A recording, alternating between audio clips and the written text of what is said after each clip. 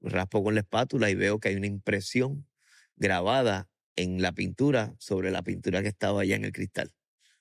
Y es un aha moment, es como que estoy en el piso y digo, wow, puedo pintar a un cristal al óleo, dejar que seque, cubrirlo y luego lo raspo y esa piel de óleo la puedo adherir a un canvas. Y digo, wow.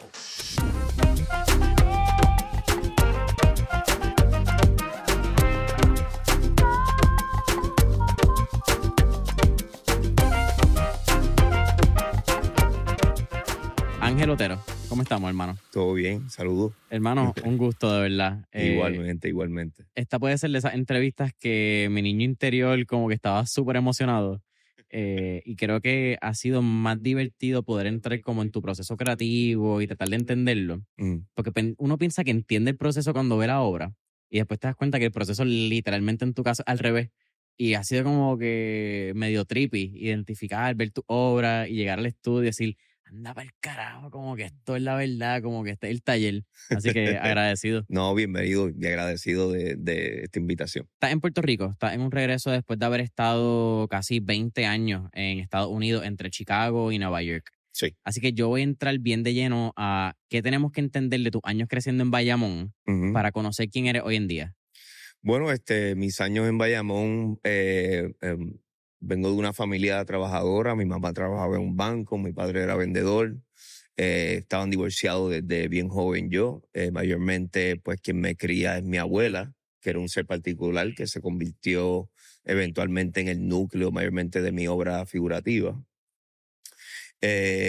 Siempre fui un chico muy curioso, muy creativo, muy soñador, con mucha imaginación. Siempre me atrajo, obviamente, pues el arte, la poesía. Pero siento que mi recuerdo de mi niñez fue bastante normal. Fui un chico bastante apto en la escuela, bastante educado, respetuoso y ya después, mientras entrando a mi joven adulto, pues es que empecé a estudiar la idea de tomar más en serio esta profesión de ser artista. Tu abuela, Mm. ¿cuál es tu recuerdo más, como una carta de amor, tu recuerdo más puro que recuerdas de este ser de luz que menciona y este ser particular? Son una mezcla de cosas, no creo que hay una sola cosa específica. Sí, con el tiempo, ¿verdad? Con el crecimiento y yo siempre siento que la memoria es también un ser que evoluciona y cambia y se transforma con el tiempo, pero entendí que era una persona muy emocional, eh, eh, sumamente creativa y no necesariamente en el sentido del arte, sino en el sentido de todo sobre el hogar, lo que ella quería, lo que no quería. Y con el tiempo me di cuenta que siempre, aunque la amo, o sea, la amaba mucho, pero sentí que siempre estaba estudiando su comportamiento. Y es dentro de esos comportamientos que años después pues empecé a ilustrar en la obra y a usar como un tipo de trampolín en la narrativa de muchos de los cuadros. Mencionas que la memoria es un ser cambiante en el tiempo. Explícame.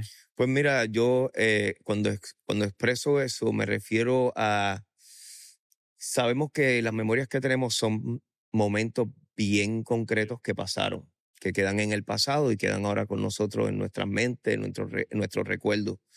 Pero yo me he dado cuenta que con el pasar del tiempo, la manera en que yo percibo muchos de estos recuerdos, eh, cambia la manera en que me relaciono a ellos, cambia a veces la historia un poco.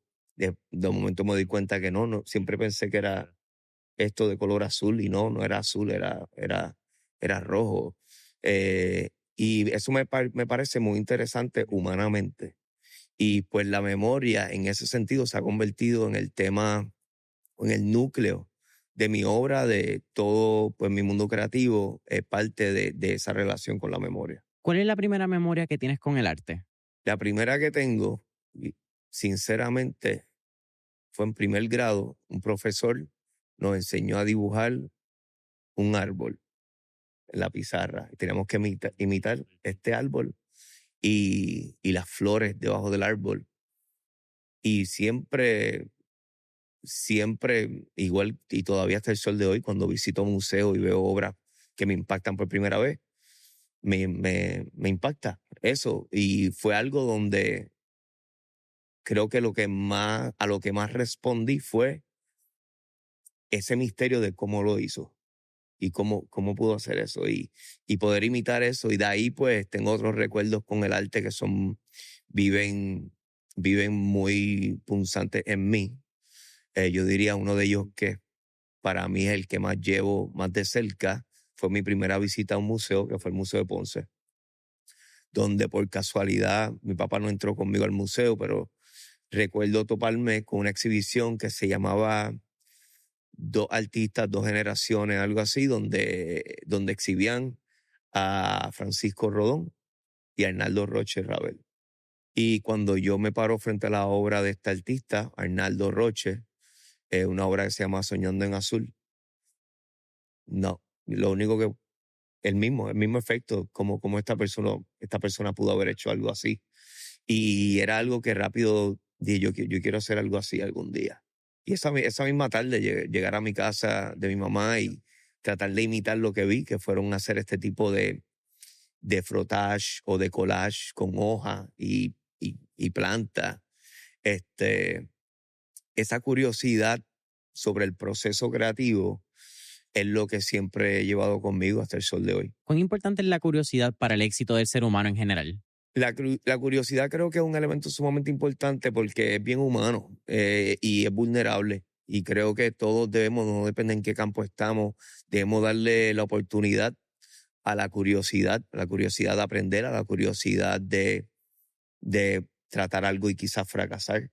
Yo creo que si entiendes eso desde unos puntos constructivos en vez de negativos, aunque pudiesen sentirse así, me parece que es muy importante para nosotros. Entre el Museo de Arte que me mencionas, si no me equivoco, creo que fue a los 12 años, cuando vas al Algo Museo de así, sí. Ponce, creo que es tu abuelo quien entra contigo, o No, mi papá me tu llevó, papá pero te no llevó. entró conmigo. So, tú entraste solo a este Yo entré museo. solo, sí. Una vez llegas a tu casa, que me mencionas que empiezas a jugar y empiezas a ver cómo creas esto, Sí. ¿qué pasa hasta los 18 años cuando empiezas a estudiar arte en la UPI, en la Universidad de Puerto Rico, recinto de Río Piedra? Pues mira, hubo en todo ese tiempo esa curiosidad de la que estamos hablando, se mantuvo. También se mantuvo la confusión de qué es lo que se le considera arte o Ujú. arte real, arte serio, arte de museo. Yo no entendía todavía bien lo que era el significado del arte contemporáneo. En todos esos años yo continué un cierto tipo de exploración en diferentes procesos. Obviamente pintura, eventualmente empecé a toparme con un programa de este señor con un afro que se llama Bob Ross. Y yo dije, wow, eso es arte entonces. Empecé a imitar la obra de Bob Ross. Mi mamá llegó a, a- me puso unas clases que daban en Bayamón sobre la técnica de Bob Ross. Y eventualmente ese reto que uno busca, ¿verdad? Con el medio, se iba poco a poco diluyendo. Y yo sabía que había algo más, pero todavía pues no daba con algo que yo me sentía que estaba en un lenguaje mío propio. Cuando entro a la UPI en Río Piedra, entro por el Departamento de Humanidades en pintura y me topo con mis primeros profesores, que fue Rafa Rivera Rosa, quien falleció hace muy poco, Martín García, Susana Herrero, muchos artistas puertorriqueños que impactaron nuevamente en mí el entendimiento de yo como joven artista en relación también a Puerto Rico y a la historia del arte en Puerto Rico. Pero fueron unos años para mí sumamente importantes.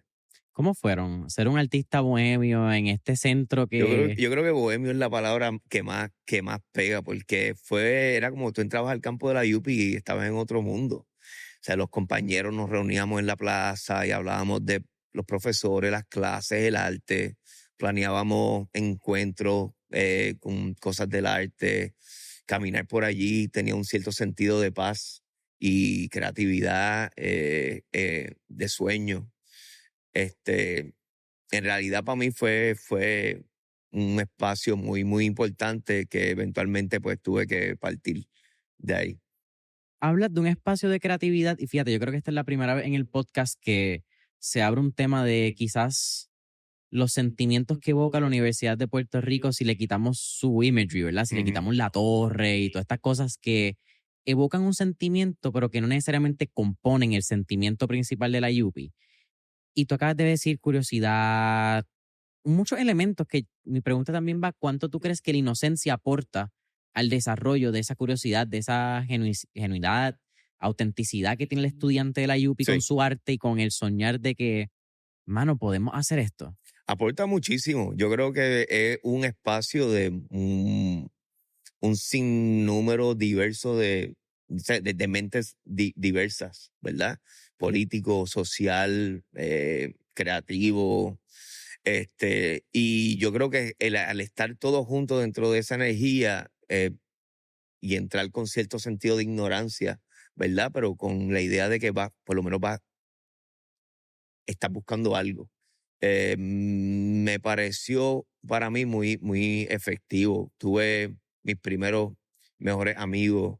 Fue ahí conocí cuando me hablaron de la música, de The Doors, Jim Morrison. Yo no sabía quién era esto y el libro, que nunca sabía lo importante que eran históricamente.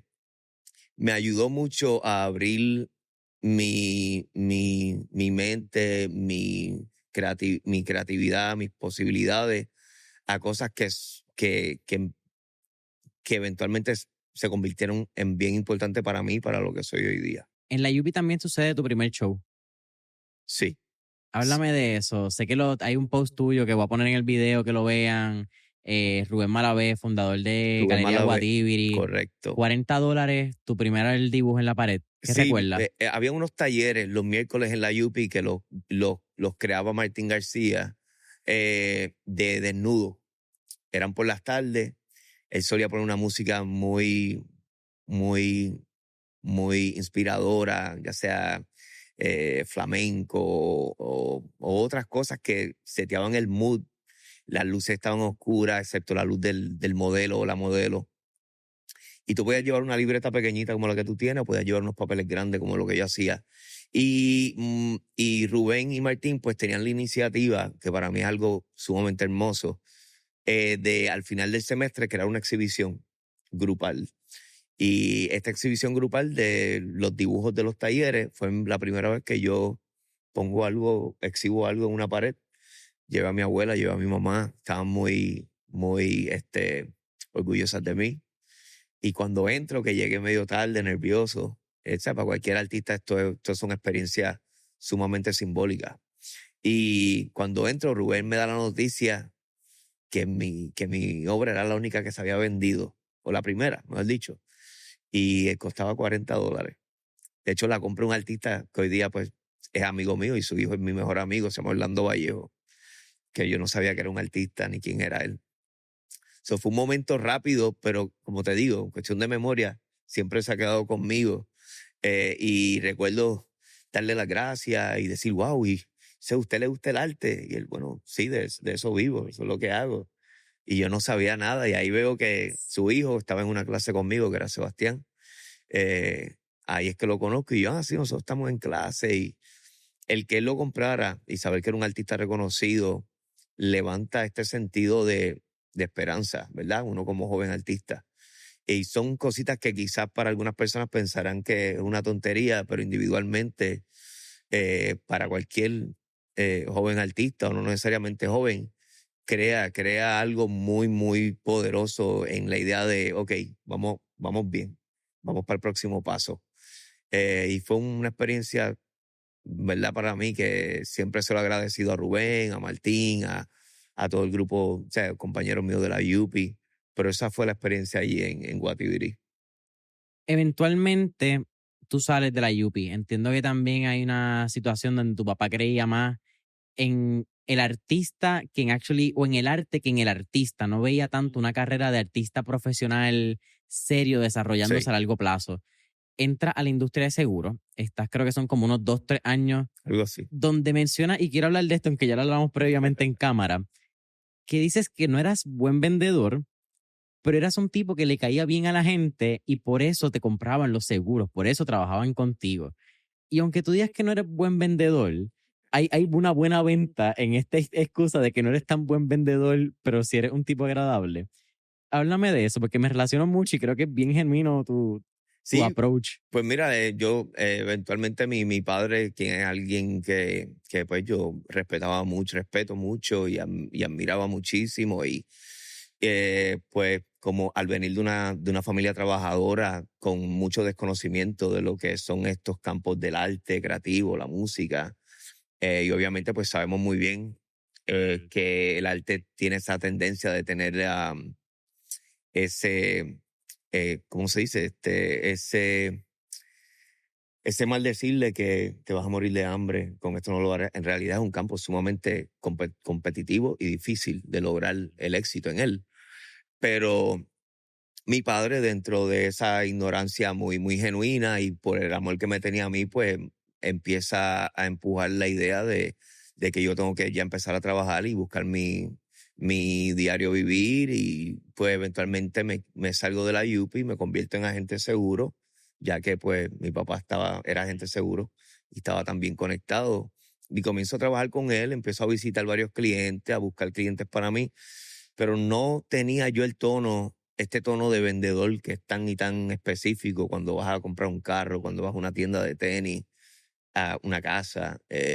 No me salía tan, tan bien como a mi papá. Y lo que sí, que yo siempre he sido una persona muy de gente. Y creo que ese tipo de humildad y accesibilidad me ayudaba a que las personas confiaran en mí, se sintieran cómodos y me compraban el seguro al final. Este, pero, pero sí, poco a poco yo siempre pintaba de noche y siempre sentía que tenía esta doble vida de ser por el día este vendedor y por las noches el bohemio que va a ir a Fine Arts a ver películas extranjeras, leer un libro, pintar con música de, no sé, de Gustavo Cerati, un ejemplo. Y eso me causaba incomodidad y, eh, y ahí poco a poco fui dando más fuerte la idea o la posibilidad de cómo puedo ejercer esto del arte de una manera mucho más serio. Sabía que también estaba en un momento donde me faltaba mucho por aprender también. Aunque lo técnico, ¿verdad? Uno lo tiene, no se trata solamente de lo técnico. Y dentro de ese momento de curiosidad es que entonces llega, sin yo buscarlo, la oportunidad de esta escuela en Chicago que me invita a ir para allá. Que entiendo que fue por una beca. Entiendo que alguien hace como el approach de que tengo este estudiante que le puede llamar la atención. Fue un profesor de la UPI que no fue mi profesor, artista. eh, lo conozco por su apodo, Body, que me gustaría saber dónde está hoy día. Body es el que era un exalumno de Chicago y él llama a Misiones y le habla de mí. Sabía que yo me había pues dropeado del programa y ellos pues ya tenían, la escuela de Chicago ya tenía planes de venir a Puerto Rico a entrevistar a un par de estudiantes. Y me dicen que les gustaría conocerme, que yo llevara mi portafolio o mi obra. Y un día vinieron al Museo de Puerto Rico, yo llevé mis cuadros en una pick-up con varios amigos de Bayamón. Vieron mis cuadros, se rieron porque pues estaban esperando este portafolio negro o esta laptop. Los llevé en físico y eran enormes. Y dentro de un cierto humor o burla, ¿verdad? Eventualmente me entrevistaron y me ofrecieron una beca.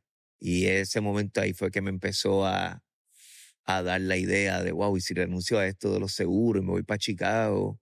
Geográficamente yo no sabía dónde quedaba Chicago, bien. Solamente escuchaba que hace mucho frío. Yo nunca había visto nieve en mi vida. Esto fue 2002, 2003. Esto fue 2003. Sí. Fue un cambio de vida para mí muy fuerte, pero obviamente, o sea, agradecido de que lo pude hacer. ¿Por qué irte a Chicago? Bueno, creo que comenzando con lo que estábamos hablando, esa curiosidad de que también yo soy una persona con mucha intuición y sentía o sabía o notaba que el arte era más grande de lo que yo pensaba. O sea, los pocos libros que pude estudiar de arte contemporáneo o arte de los 50, los 60, lo que se llama la Escuela de Nueva York de Abstracción, yo no entendía cómo era que esto es posible y cómo, porque, ¿sabes? Uno como puertorriqueño, como uno, no sé, algo que me dio curiosidad y me retó y yo decía, bueno, o sea, pensaba en la vida, pienso en el tiempo. Digo, no, tengo que tratar esto, si no, no, o sea, ¿qué voy a hacer? Después me voy a arrepentir o algo así. Y lo hice, renuncié a lo de seguro, del cual mi papá no estaba muy contento, pero eventualmente me apoyó mucho. Y un enero 21 del 2023 aterricé en Chicago en medio de una nieve. ¿Y estabas consciente de que Arnaldo también había estudiado en Chicago? Sí, sí, eso creo que eso causaba cierta más excitement. Tú sabes, como que me daba más voluntad. Sinceramente, el tener una carrera bien paralela a la de Arnaldo Roche me dio mucho aliento y esperanza. Y nada, yo estudié al Arnaldo, wow, todo lo que pudiese saber de él lo quería saber porque para mí era importante buscar cómo emular los artistas que me inspiran. Eventualmente vamos a hablar, no solamente hiciste un BFA, que es Bachelor in Fine Arts, si no me Sí, equivoco, tú haces un BFA, haces un MFA también en Chicago. sí. Y vamos a hablar un poco de esa experiencia, porque esa experiencia cambia y ahí tú encuentras lo que es el skiing, el oil skinning. Sí. Entiendo que también son tus profesores quienes te enseñan a explicar tu obra y eso te crea también una batalla interna de qué tipo de obra querías hacer. Pero ¿tú crees que el efecto de Chicago y de estudiar en Chicago arte hubiese sido el mismo si tú hubieses ido a los 18 años? Porque te fuiste como a los 24, Me fui a creo. los 23, 24. No creo que hubiera sido lo mismo. Yo creo que el factor de que estuve en la UPI, mi experiencia en la UPI, mi experiencia con la comunidad del arte aquí en ese entonces, mi experiencia como vendedor, yo creo que todo en conjunto hizo que cuando yo llegara en el momento que llegué, fuese más productivo en muchos aspectos. Eh, Llegué con una mentalidad de estar en mi estudio, no estaba buscando necesariamente una independencia de poder irme de fiesta todos los días como estudiante. eh, y, y en realidad tener de frente tanto artistas, ¿verdad? Los profesores, la mayoría eran artistas, curadores, historiadores y personas que me, que me explicaban, me daban ejemplos, me criticaban de manera constructiva. Todo eso en realidad influyó en yo retarme como artista. Me di cuenta en un momento que yo no tenía destreza verbal de explicar mi obra. Yo siempre miraba el arte como un proceso, como algo material, que no se tenía que explicar, que era algo más emocional, más físico. El Eh, arte se sentía. Sí, se sentía. O sea, el rojo es pasión, esto, aquello. So, cuando veía a otros estudiantes explicando su obra, cuando veía las charlas de profesor, de artistas que venían de visita al colegio, me daba cuenta que yo no entendía qué era lo que yo estaba trabajando. En ese momento era mayormente la abstracción. Eh, y, y entonces es cuando decido, después de una visita de un profesor muy importante para mí, Adam Scott, que me dice, me empieza como a criticar que los cuadros se veían muy bonitos y que estaban listos para una exhibición y para venderlos todos. Yo primero pensé que era en serio, que era un compliment. Ajá. Y luego vi que estaba siendo sarcástico. Y lo que él quiso decir, pero eso es lo que quiere, ¿verdad? Quiere un show y venderlo todo, pues ya, eso es rápido, fácil. Y cuando lo detengo y le digo, siento que como que me está haciendo sarcástico, me puedes como que hablar más sincero. No, mira, no, estoy siendo sincero, siento que tu obra no tiene problema. La puedes vender rápido y si eso es lo que buscas, pues te felicito. Pero yo creo que buen arte debe tener un cierto sentido de problema y diálogo. Esa es su opinión, pero ese comentario me impactó y me dice, se nota que estás trabajando desde un punto cómodo. Yo sé que puedes hacer 10 cuadros de esto en un día. Y eso pues se ve que no tienes nada, no estás parado en ningún lugar de confrontación con tu proceso. Yo siempre pensé que yo no tenía destreza para pintar figurativamente. Y ahí digo, pues, o sea, que voy a pintar figurativo, pero no sabía qué. Tenía que buscar algo que yo supiese hablar con confianza. Y yo dije, pues yo había regresado de Puerto Rico, había tomado muchas fotos en casa de mi abuela y con mi abuela. Y es ahí donde entra la temática de usar l- la casa, lo doméstico, donde yo crecí, como un departure para estas narrativas quizás más ambiguas que llevo años construyendo. Quiero llegar a un punto que me parece fascinante, que es cuando llega Exquisito. Creo que es tu obra que cambia, es como que esta mesa que haces con mantel y es donde encuentras el skin, ¿verdad? Este Sí, oil skin. Pero diste en un clavo que no quiero dejar pasar, que es el nombre del podcast es Mentores en Línea. Y tú acabas de mencionar el rol que tienen los profesores, tus maestros. sí, Terminan siendo mentores, aunque quizás no es en el lado típico, ¿verdad? De mentor de negocio, pero un maestro es probablemente la primera persona que te va a sembrar o esa semilla de curiosidad que hablamos al inicio, o te siembra la semilla de que tú puedes lograr lo que puedes hacer algo diferente.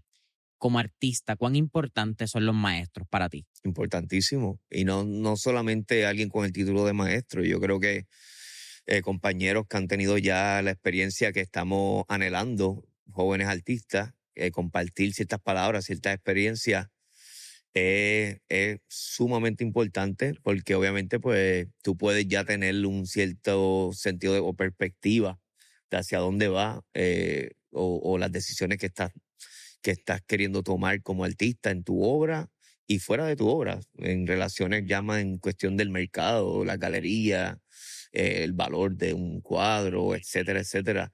Y yo creo que la diversidad Ajá. de todos los profesores que habían en esta escuela me creó una combinación perfecta para yo poder manejarme en este mundo del arte que es bello y a la misma vez también puede ser bastante agresivo y competitivo también. Estuve viendo también que una de las cosas bien particulares e importantes para ti de esta escuela fue que quedaba frente al Museo de Arte de Chicago. Si queda de hecho la escuela se construye antes del museo. El museo se construye después. O sea, técnicamente el museo está en la escuela. Pretty much, exactamente. Yo tenía que cruzar de clase en clase y tú cruzas por el museo. Constantemente estás caminando alrededor de obras de arte y es muy inspirador, obviamente, ese ejercicio. Causó muchas ideas en la obra para ese entonces. Y al igual que a los 12 años, en el Museo de Ponce, Arnaldo Roche Ravel te hace frente con lo que es Soñar en Azul. Entiendo que en el Museo de Chicago entonces sucede con Excavation, Sí, de de William William de de Kooning. Kooning. Sí, era la obra que siempre miraba, la tenía que pasar todos los días por la escuela y tomé una clase solo de William de Kooning que la brindó Terry Myers, un historiador y crítico con base en Los Ángeles. Y fue una clase increíble porque era ya algo más biográfico sobre William de Kooning. Y me relacioné mucho al poder saber tanta información sobre esta obra y el proceso. Me encantó la idea de los layers, las capas, cubrir, luego de cubrir, raspar pintura para reflejar lo que había detrás.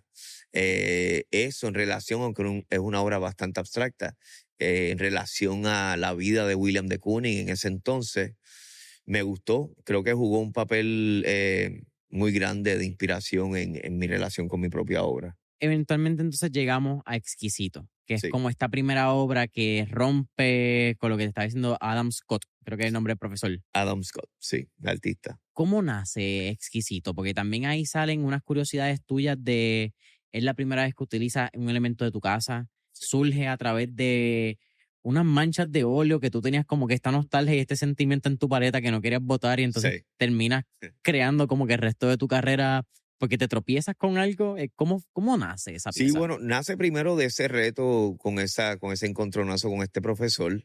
Me pareció que tenía mucho sentido lo que él hablaba. Y ahí es donde digo, bueno, voy a pintar figurativo, tomo la temática de mi hogar de crecimiento, mi abuela particularmente y sus elementos en el hogar. Y la primera idea fue la mesa de comedor, que para mí era el sol de la casa y donde más se comparte. Y es donde tomo la idea de comprar todos estos materiales diferentes para no solamente usar pintura, usar papel, tela, pintura, otros cuadros que no me gustaban, pues picarlos. Era en realidad una superficie de exploración para mí en ese momento, exquisito. Y dentro de esa exploración y dentro de los muchos materiales que tenía en este espacio 10x10 en la escuela, yo tenía una acumulación de pintura de óleo, que muchos artistas que pintan al óleo lo tienen, de óleo seco. Y es normalmente cuando raspas pues, pintura de un canvas, cuando se seca la pintura que está en tu paleta. So, era pintura que obviamente el óleo es un medio muy caro y costoso. So, me daba un poquito de dificultad ponerlo en la basura. Yo no sabía para qué lo iba a usar, lo más probable no lo iba a usar para nada, pero no lo quería botar. Pero cuando lo vi visualmente me da la impresión que parecía como tierra o flores muertas. Y digo, oye, voy a hacer este tipo de alusión a unas flores muertas que a mi abuela pues le encantaban las plantas. Y aunque estuviesen muertas, se quedaban allí en la casa. Ella tenía una relación con los objetos muy particular. Y, y cuando agarro esta piel de óleo seco y lo empiezo a pegar en el canvas, eventualmente tuve una reacción muy positiva de mis profesores, lo cual me dio más ánimo. Y eventualmente se me acaba este material y yo digo, wow, necesito más, me va bien y aquí hay algo interesante. Es como un collage de óleo seco en Canva. Wow. Juego con la historia del óleo. Hay pintura tradicional, pero también no convencional. So, buscando cómo tener más óleo seco, compro unos cristalitos pequeños y pinto diferentes colores de óleo. Lo dejo unos días secar y con la espátula empiezo a raspar pintura de esos cristales. Es cuando los reuso, que están manchados del color anterior. Cuando los reuso, que veo que raspo con la espátula y veo que hay una impresión grabada en la pintura sobre la pintura que estaba allá en el cristal. Y es un aha moment, es como que estoy en el piso y digo, wow, puedo pintar a un cristal al óleo, dejar que seque, cubrirlo y luego lo raspo y esa piel de óleo la puedo adherir a un canvas. Y digo, wow, esto está, esto está increíble porque pinto tradicional, luego un decollage, luego es bastante escultural, ¿verdad? Es tridimensional, es un print también. So, estoy como tocando todos estos lenguajes del arte, pero usando la pintura como núcleo. So, me voy en una trayectoria enorme de cómo puedo lograr esto. Continúo haciendo mi obra y exquisito. Fue una obra que me abrió la puerta a la comunidad del arte en Chicago, ya que Julie Rodríguez, curadora del Museo de Arte Contemporáneo, me extiende a estar en una exhibición de pintura junto con obra de Sigmar Polka, Andy Warhol, Tom Wesselman. Wow. Y yo acababa de graduarme, obviamente la exhibición, pues por cuestiones éticas, pues no podía pasar yo como estudiante. ¿Por qué? No sé, asumo pues cuestiones de la junta de estos museos, pues para evitar ciertas reacciones quizás negativas. Acuérdate que pues yo soy un estudiante, todavía nadie me conoce y es un mundo del arte que hay muchísimos artistas sumamente talentosos, mayores que yo, que llevan buscando una oportunidad así. Pero Julie lo hizo con esa intención de tenerle esa perspectiva de este artista que salió de la nada en conversación más latino, en conversación con estos artistas súper históricos. Y es ahí donde empieza como que este momentum mío en Chicago bastante fuerte, realmente. Ese fue el aha moment, como que esa primera exhibición donde tu pieza termina en el Museo Contemporáneo, es que tú dices como que yo Mm, creo que yo le tengo algo a esto, como que esa obra fue mi aha moment, en realidad. Yo creo que en cuestión de momentum o dar mi obra a conocer o a gente empezar a estar curiosa sobre mi obra. Yo era estudiante todavía cuando hago una obra que se llamaba Compress City, que se exhibió en la Feria de Chicago con la intención de promover el programa de maestría de arte. So, yo representé a la School of the Art Institute de Chicago, otras personas representaron Yale University, Columbia University, las escuelas que tienen maestría en arte. Y en esa feria que no era un espacio comercial, la obra no podía estar en venta. Era un espacio solamente para promoción. Y recuerdo visitar un sábado la feria y una señora de guardia de seguridad que estaba en el espacio velando. Me ven mirando mi obra, yo quería ver si alguien se acercaba y no sé, y hablar de mi obra un poquito. Y ella me dice, ¿te gusta? Y yo, bueno, yo fui el que la pinté. Y ella, oh, wow. Y ahí ella en su bolsillo saca, no sé, 8 o 10 tarjetas de presentación, business cards. Y me dice, toda esta gente me han dado esto porque les gusta tu obra, a lo mejor la puedes vender. Y ahí me fui a la escuela, a la computadora y empecé a enviar email. Y ese fin de semana recibí una ola de visitas en el estudio, incluyendo muchos coleccionistas muy respetados aquí en Puerto Rico.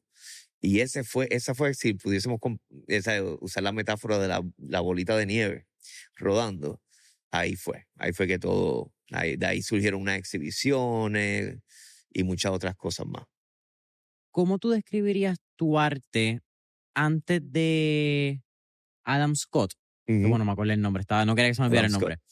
Antes de Adam Scott y luego de Adam Scott. Porque yo siento que también tú tienes como dos tipos, tienes mucho, tienes escultura y cuando tú ves tu portafolio como que lo has hecho en unas categorías, pero hay dos tipos de arte que a mí me llaman mucho la atención de Ángel Otero. El skin, que tiende a ser un poco más abstracto, más tridimensional, más arrugado, Sí. y luego la incorporación de elementos a la obra, elementos nostálgicos de casa de tu abuela. Sí. ¿Cómo tú la describirías? Bueno, yo creo que parten ambas sobre más o menos del mismo tallo en el sentido de la memoria. Las pinturas abstractas pues tienden a ser una confrontación con la historia de la pintura. Yo utilizo referencia a diferentes artistas o pintores de cierta época y reproduzco mi versión de alguna de estas obras, la cual eventualmente eh, eh, eh, la solapo con otras referencias más una encima de la otra, luego raspo y las pego en el cristal, en el canvas, perdón. Ya la obra figurativa, que es el mismo proceso, pero parte pues de una obra con más referencia a las memorias, pero de mi hogar, la de la historia del arte, pues una confrontación con la historia del arte, pero también es mi relación con la memoria de este tipo de obra con la que crecí, curioso y admirando, especialmente con la obra de William de Kooning, por ejemplo, o Nicolás Poussin. Pero yo creo que en realidad bailan en una misma loseta. ¿Cómo tú describes tu proceso? ¿Y cómo es también tu proceso? Porque cuando uno piensa en el arte tiende a ser tu ojo al frente y del papel para atrás. En tu caso es bien raro Es al porque revés. tú miras la espalda Sí, para luego entonces producir el frente, como sí. que Yo pinto algo y eso que pinto sé que eventualmente va a ser el frente de la obra, pero cuando termino eso pinto algo más. So, yo voy como quien dice pintando al revés. Es bien complejo describirlo verbalmente. So, no quiero crear confusión, pero para hacerlo lo más simple posible, pinto la referencia que yo escoja en esta superficie de cristal, por ejemplo, y cuando seca, pinto algo más encima y así continúo una sobre otra, la referencia, eventualmente lo raspo. Pero si piensas, por ejemplo, si voy a hacer un retrato tuyo, pinto tu retrato y ese retrato está en un paisaje, pues cuando termino tu retrato, que lo dejo secar, luego pinto un paisaje que es lo que eventualmente va a estar detrás tuyo. Normalmente tú pintas un paisaje y al frente el retrato. Pues en este caso yo tengo que ir al revés, lo cual relaciona mucho el proceso al proceso de memoria también, porque ya no estás viendo lo que pintaste, lo cubres. Empiezas a tomar decisiones basado en lo que recuerdas y en esta intuición formal del color, forma, textura. Y luego que raspo ese óleo del cristal que sale con todo propósito, distorsionado, ¿verdad? Porque el óleo pues a veces no está tan seco o a veces está muy seco, eh, tiene mucha complejidad, pero esos elementos gestuales los que yo busco en la textura o superficie de la obra. ¿qué es lo más complicado cuando vas al momento de raspar? Bueno, todo en sí es bastante complicado. Yo creo que lo más retante es tú mismo pensar que ya tienes una expectativa, pero luego esa expectativa cambia por cuestión del material que, ¿cómo se dice? Del cual no tienes control. Y el darle ese protagonismo al proceso, a la pintura, al material de la pintura, pues me parece que es bien relevante. ¿Cuán vulnerable te sientes haciendo arte que no controla su proceso? Porque tratando de irme en el viaje con la analogía, si tú haces primero la parte de atrás, haces el paisaje, Sí, hasta cierto punto tú puedes controlar lo que viene de frente, o más claro, más oscuro, o la sombra puede venir de acá, pero construyes a base de algo, un parámetro que ya tienes. sí. En tu caso, al revés, así que quizás lo que tú pintaste al principio, que puede ser mi retrato para utilizar el Ujú. ejemplo, quizás no quedó como tú esperabas, pero tú no lo sabes hasta que terminas la obra, que Hasta, entonces que hasta raspa. después, sí. Hasta después yo creo que, mira, yo siempre he buscado la manera de abrazar lo que se llama el accidente en los procesos creativos. No solo en la pintura, en todo. Me gusta la escultura, me gusta el video, la fotografía y siempre he tenido un espacio eh, vulnerable para estos momentos inesperados, lo accidentado, también es también confiar en la ignorancia. Creo que es algo bien importante en la creatividad. Eh, a veces frustra porque obviamente pues tengo una expectativa de que esto va a salir así, asá. Hay veces que la obra se me daña por completo, sale totalmente diferente a lo que yo esperé. Pero por ahí es donde uno tiene un lenguaje o una conversación con el proceso y con la obra. Eh, yo admiro muchos artistas que, que pues tienen este talento donde pueden premeditar lo que van a trabajar y lo planean, lo ejecutan y esa ejecución termina perfectamente como fue planeada, ¿verdad? Ahí normalmente lo que predomina es el tema o el mensaje de ese artista. En mi caso, pues no me gusta tener más ese espacio de, ch- de chance, you know? Y me he mantenido ahí siempre en casi todos los diferentes cuerpos de trabajo que he trabajado. ¿Tienes rituales? ¿Pintas con luz, sin luz, con música? Siempre pinto con música. Sí, la música para mí es importantísima. Crea un cierto mood que me ayuda a perderme un poquito en lo que estoy trabajando, en las ideas. Normalmente tengo mis rutinas. ¿Ves? Café por la mañana, caminar un poco en el espacio, ver lo que está pasando. Siempre he tenido personas en mi taller que han sido muy importantes por mí en la ayuda de la obra. Y ellos se convierten en muchos aspectos en herramientas también de lo que le pasa a la obra. Eh, y cuando ellos llegan, pues ya yo tengo un plan y vamos trabajando. Y ya después por la tarde, pues estudio un poco lo que se hizo. Pero, pero sí, mayormente esa es mi rutina. ¿Creas todos los días? Sí, no necesariamente estar en el estudio, pero siempre tengo prendido ese elemento creativo, ya sea con una libretita como la que tú tienes, escribir ideas, dibujar, eh, cosas que siento que debo leer o estudiar para saber con quién estoy en diálogo también. A veces me veo que tal autor escribió esta historia que va totalmente relacionado con lo que yo estoy trabajando. Se me gusta conectar esos puntos también.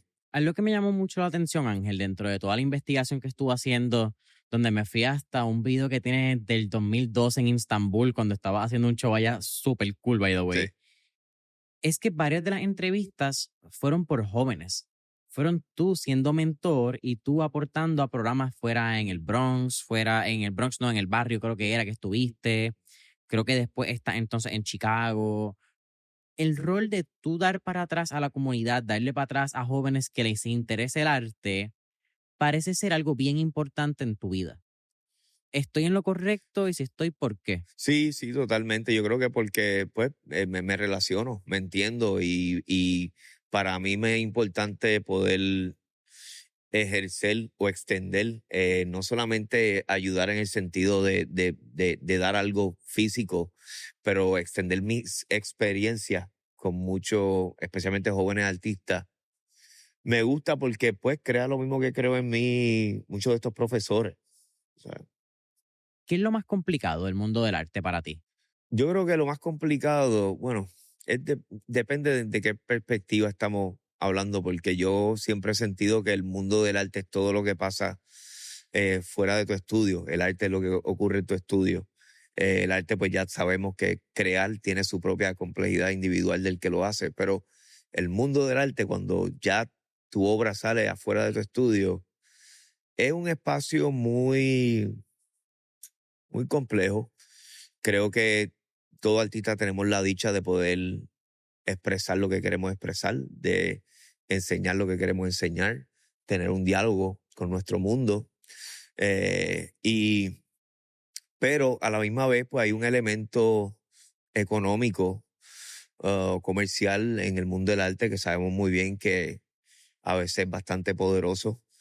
Y yo diría que lo más duro es saber manejar ese espacio sin que eso altere la honestidad con la que tú trabajas como artista en tu estudio. Es bien, bien complejo.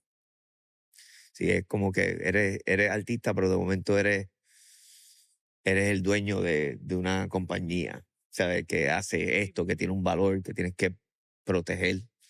Valores, es difícil hablarlo, pero es la realidad, ¿verdad? Y como artista, pues queremos tener un espacio lo suficientemente cómodo para lo que sea que vayamos a trabajar. Queremos tener los materiales que necesitamos para expresar lo que queremos expresar. Todo eso cuesta dinero. Pues sabemos que si nuestro arte nos puede brindar el acceso económico a tener esas herramientas, pues, ¿sabes? Es una bendición.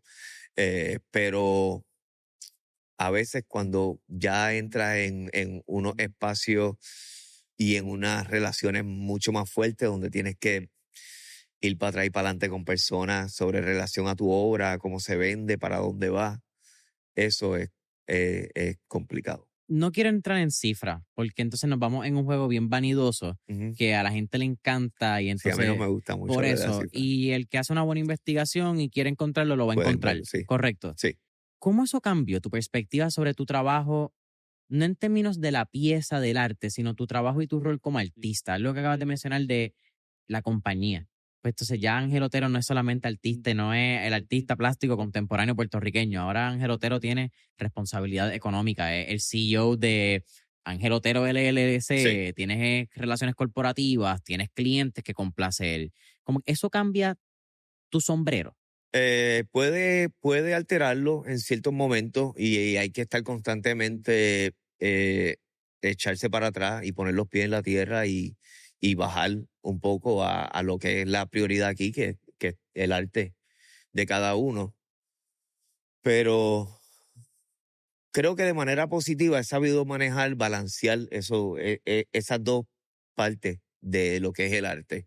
Y, y las veces que me he notado que ya todos los días el pensamiento no está en la pintura, en la idea, y se está yendo más sobre este, esta,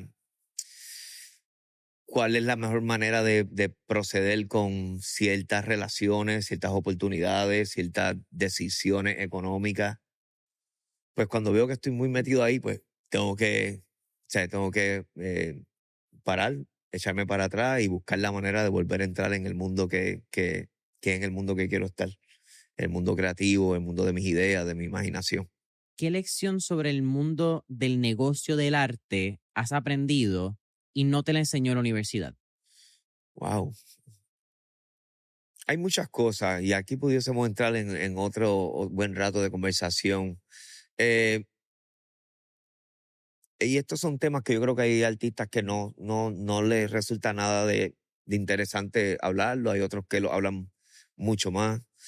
Yo creo que yo me posiciono en un lugar realista, pero yo creo que el entender cómo funcionaba el mercado del arte desde la perspectiva de, pues, mayormente los coleccionistas, cómo percibían la obra no solamente sobre el mensaje o lo que apreciaban de la obra per se, sino el valor, la especulación de que es una obra que va a subir de valor y ahora hay que comprarla antes que cueste más cara.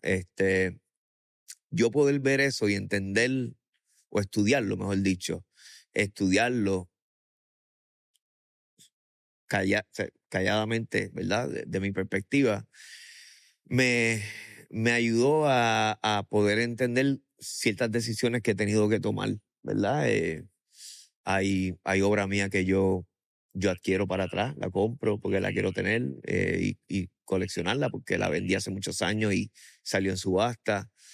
entender eso es importante, saber que hay que tener un poquito de cuidado con las decisiones comerciales que uno toma en el mundo del arte es bien importante. Y igual, como te digo, todo esto va segundo a la primera intención, que obviamente pues la obra y lo que representa como arte o como, como una puerta a algo, ¿verdad? Algo diferente, pero eso lo entendí yo por mis propias experiencias con galerías, mis conversaciones con coleccionistas.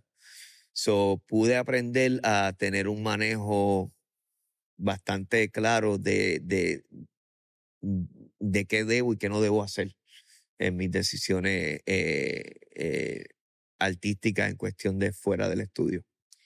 Hay muchas escuelas en el ámbito del negocio del arte, yo creo, ¿verdad? Siendo como artista, está el artista que le gusta negociar con los coleccionistas, que le gusta vender su obra, el artista que en inglés es relinquish, en español es como que suelta todo a la galería y Sí, confía en un manager. Hay unos que tienen managers personales que son quienes bregan con las galerías porque a ellos no les gusta bregar, le totalmente. Y causan eso se ha emociones. hecho más popular últimamente, de hecho. ¿Cuál es tu pensar, tu approach también, pero cuál es tu opinión sobre cada uno de estos módulos y cómo un artista puede escoger qué le funciona a él? Yo creo que es algo muy individual. No, cada cual tiene que estudiar cuál es su posición en todo esto. Como tú bien dices, yo tengo compañeros, compañeras artistas que no pueden bregar con conversaciones de negocio, de venta, de precio. Se lo dejan a otra persona o se lo dejan a la galería. También conozco artistas que son sumamente productivos en lo que es el business, el negocio del arte. Les gusta ser el centro de las decisiones. Eh, Solo he visto todos los ángulos y en realidad creo que es una decisión individual de cada artista saber dónde es que qué rol deben ejercer en relación a su obra en ese ámbito. En cuanto a la academia, al artista estudiar arte, en tu caso es bien particular, ¿verdad? Porque tú empezaste, te quitaste, luchaste con Sí. él, casi Superman. Por el día era vendedor de seguro, por la noche era artista bohemio y terminas estudiando en una de las escuelas más prestigiosas con un bachelor y un master's. Pero ¿tú crees que la academia, estudiar arte es un requisito para ser un buen artista? No es un requisito, y menos hoy día porque creo que las plataformas de medios sociales pues se ha prestado para crear un puente entre el artista que sea con el mundo, ¿verdad? Y ahí pues uno puede encontrar oportunidades fácilmente. Pero lo que es importante de la academia no es lo técnico, no necesariamente es el título. Yo creo que es lo que te brinda la comunidad de ese programa. Al yo ir a Chicago, era un programa muy diverso internacionalmente, también muy diverso en la práctica, y se enfocaban en la práctica más que en la teoría. Y el yo poder estar en conversación y en este proceso de explorar mi lenguaje, mi obra, mi arte, con todos estos jóvenes artistas de diferentes partes del mundo, con diferentes ideas, diferentes mensajes, diferentes curiosidades, igual con profesores que han tenido experiencia. Yo creo que eso fue lo que me formó a mí en realidad y lo que me ayudó. Hay algunos programas de maestría, por ejemplo, que pues ya son tan populares porque ciertos artistas de renombre fueron ahí. Pues algunos estudiantes, pues a veces en los Open Studios o hay galerías que van directamente a estos Open Studios y buscan qué hay nuevo, si hay algo interesante con quien ellos quieran trabajar. So, creo que te brinda también una tarima de oportunidad, pero, pero para mí fue eso, para mí yo creo que fue más el sentido de comunidad. El sentido de comunidad. Qué interesante porque atándolo a la Yupi, ese puede ser también uno de los intrínsecos que no hablamos que crea la Yupi. Sí, un sentido bien fuerte que tiene, yo creo que la Yupi y Mayagüez, yo creo que son los únicos dos campus, Sí, por ser los campus principales, pero tienen un sentido de pertenencia, de comunidad, de que tú eres parte de un corillo. Y eso es bien tribal. Eso levanta unas emociones bien sí primitivas lo en el hace. ser humano, de tribu, de corillo, de sentirte protegido, incluso si te sientes protegido, pensaría yo que también tener un espacio creativo más abierto porque tu mecanismo de defensa pues se siente de cierta manera Más protegido, confiado, exacto, claro. confiado, valga la Exacto. redundancia. Es Sí, súper interesante ese punto. sí, sí. Yo creo que la UP también brindó ese mismo feeling. Bueno, en realidad es que mis mejores amigos, pues, nos conocimos ahí, todos con diferentes perspectivas. De hecho, dos de ellos terminamos los tres graduándonos juntos en Chicago, eventualmente también. Y eso fue algo muy, muy bonito y muy dichoso. Eso está bien loco. Sí. En Masters. Eh, ajá, en Masters. Eventualmente terminamos.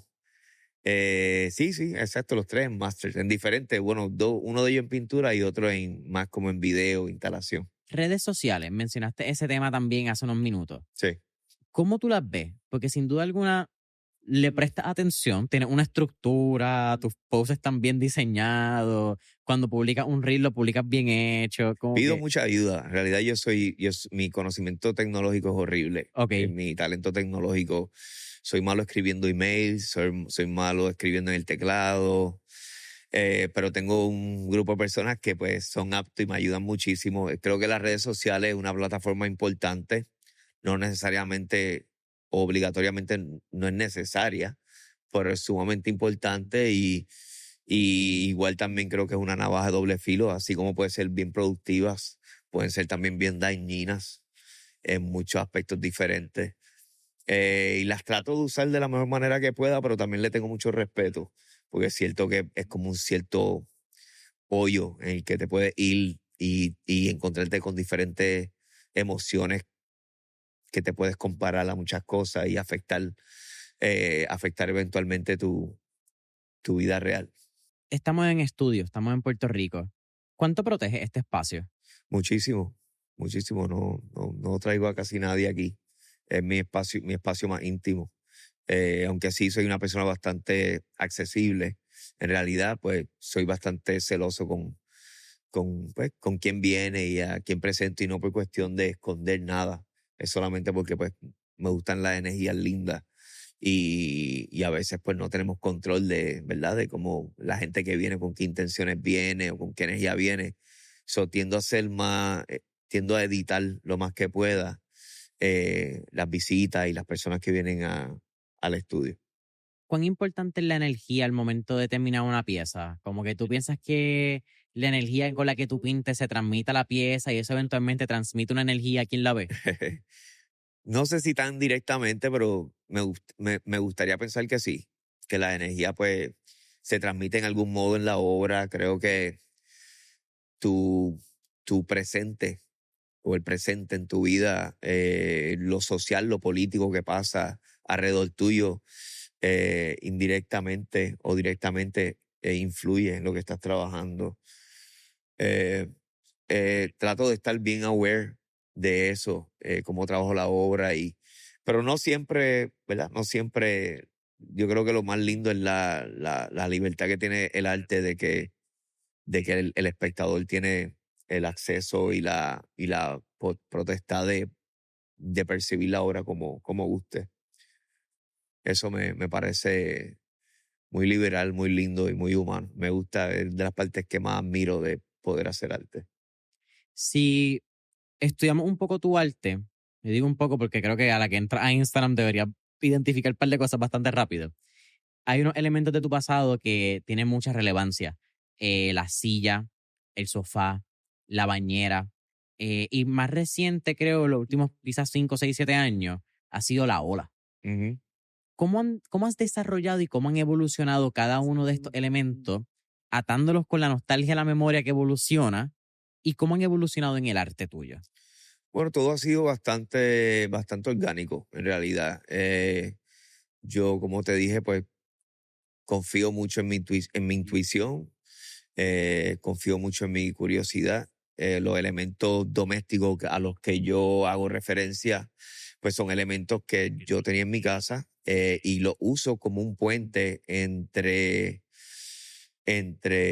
yo y mi pasado, mis familiares. A veces, si te fijas, algunos de estos objetos, sillas, mesas, pues yo los acomodo de una manera muy protagonista casi como reemplazando a una foto familiar. Genial.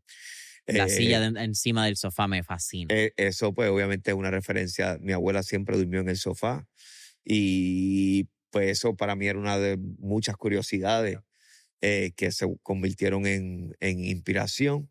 Y pues la silla es como una manera de ese reemplazo, identificando a mi abuela en el sofá, pero obviamente pues al hacerlo en esta metáfora pues crea una ambigüedad muy, para mí, hopefully, muy productiva para el espectador y para la composición y para la narrativa.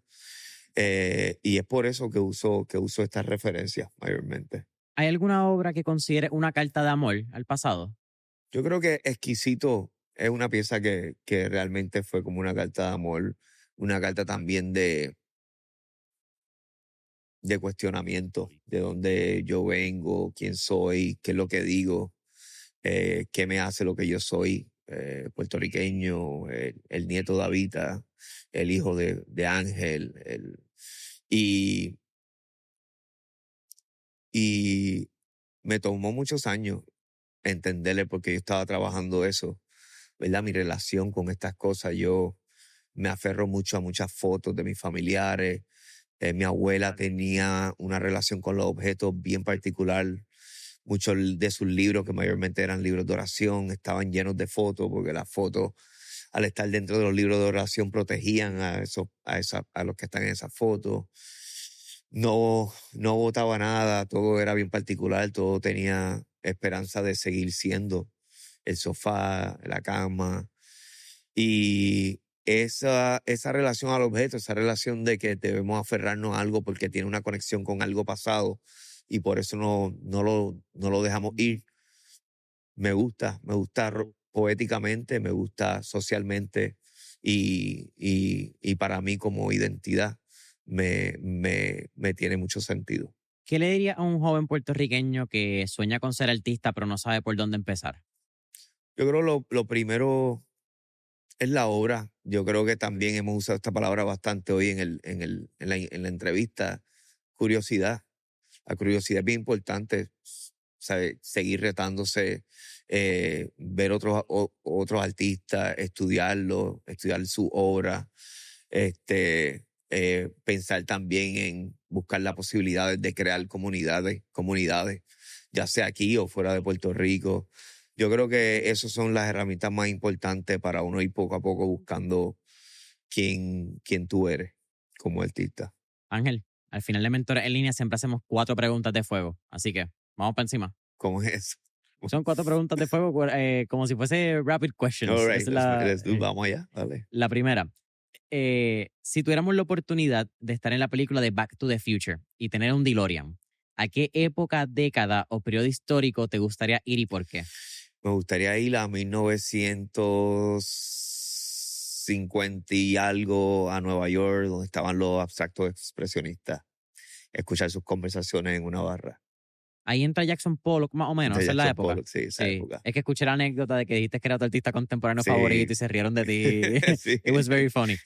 Lo chistoso es que quien viene de conocer un poquito del arte, Ah. esa es la contestación del 99% de nosotros. Así que es como que yo dije, diablo, yo pude haber sido ese. Como Sí, que- fue un momento bochornoso, pero de mucha realidad.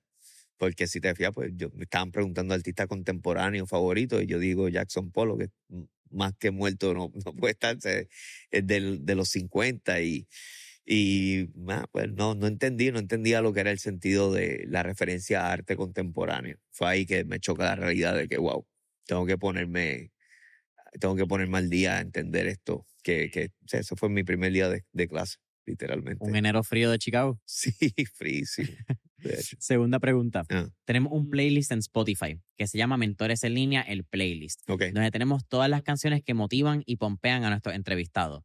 Así que con eso dicho, ¿qué canción motiva o pompea a Ángel Otero? Me gusta mucho Portishead. Portishead. Sí, es Portishead. una banda de los 90 del movimiento trip hop. ¿Alguna canción? No recuerdo el título ahora, que ya la pongo tan normalmente, pero pero Glory Box es Glory bastante, yeah.